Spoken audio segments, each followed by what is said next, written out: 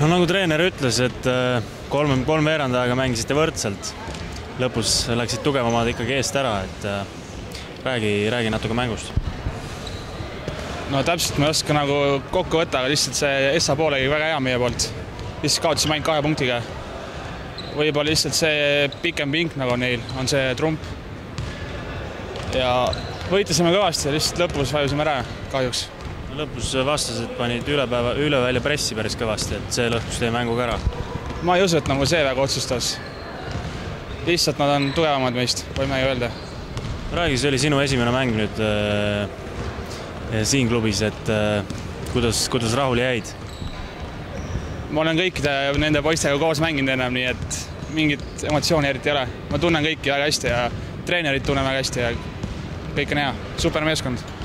Okei, räägi sellest siia tulemisest ka, et millised olid peamised põhjused, miks üle liikusid? No, Rapla meeskond nagu soovis nagu lisatäiendust ja nad teavad mind ja võtsid käbiniga ühendust. Ei play-offiks nagu lisajõudu. Ja me enam Pärnuga sinna play-offi ei jõua. Ja siis mõtlesin, et mul on hea kogemus play-offi mängida. Nad loodavad, et mul on need ma olen nagu hea täiendus neile.